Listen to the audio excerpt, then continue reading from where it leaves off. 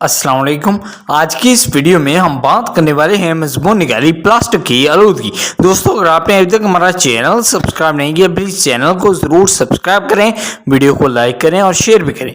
Plastic की आलूदगी एक बढ़ता हुआ माहौलियाती मसला है जो हमारे सियारे और उसके बाशिंदों की सेहत को मुतासर करता है। प्लास्टिक एक हमदान मवाद है जो मुख्तलिफ सनतों में वसी पैमाने पर इस्तेमाल होता है, बशमूल पैकेजिंग, साफी सामान और तामीरात। ताहम प्लास्टिक के फुजले को गलत तरीके से ठिकाने लगाने की वजह से हमारे समंदरों, दरियाओं और अर्दी मंजर में प्लास्टिक की गंदगी पैदा हो गई है। अर्दी मंजर को हम उर्दू में समा, मंजर या फिर नज़ारा कहते हैं। ये इनके मीनिंग्स हैं, आप चाहें तो अपने मजमून में इनका जिक्र कर सकते हैं।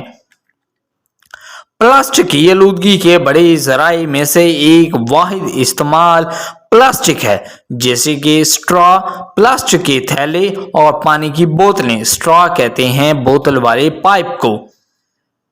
वाहिद इस्तेमाल का मतलब है जो हम अपने मकसद के लिए इस्तेमाल करते हैं। ये लाइन आप अपने ऐसे में ज़रूर ऐड करें। ये अशिया बहुत कम वक्त के लिए इस्तेमाल होती हैं, लेकिन गलने में सैकड़ों साल लग सकते हैं।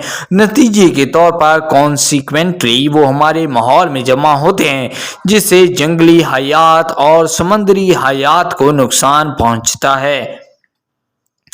प्लास्टिक के ज़रात फूड चेन में दाखिल हो सकते हैं और बिलाखिर हमारी प्लेटों पर ख़त्म होकर इंसानी सेहत के लिए ख़तरा बन सकते हैं। प्लास्टिक की आलूदगी को कम करने में हुकूमतों, सन्नतों और अफराद का किरदार है। हुकूमतें वाहिद इस्तेमाल यानी कि जो पर्सनल यूज़ के लिए इस्तेमाल हो, प्लास्टिक की पैदावार और इस्तेमाल को महदूद करने के लिए ज़वाबित मुतारफ़ करवा सकती हैं और सनतें ज़्यादा पायदार मवाद की तरफ जा सकती हैं। इनफरादी तौर पर इंडिविजुअली इस्तेमाल होने वाले प्लास्टिक यानी कि पर्सनल यूज़ के लिए जो प्लास्टिक इस्तेमाल करता है उसको कम करके रिसाइकलिंग और फुजला को मुनासिब तरीके से ठिकाने लगाकर फ़र्क पैदा कर सकते हैं। रिसाइकलिंग कहते हैं किसी चीज़ को दोबारा काबिल इस्तेमाल बनाना। आखिर में प्लास्टिक की आलूदगी एक बड़ा चैलेंज है जिसके लिए फौरी इक़दामात की ज़रूरत है। हमें वाहिद इस्तेमाल प्लास्टिक पर अपना इन्हिसार कम करने और मज़ीद पायदार तरीक़ों को अपनाने के लिए इक़दामात करने चाहिए।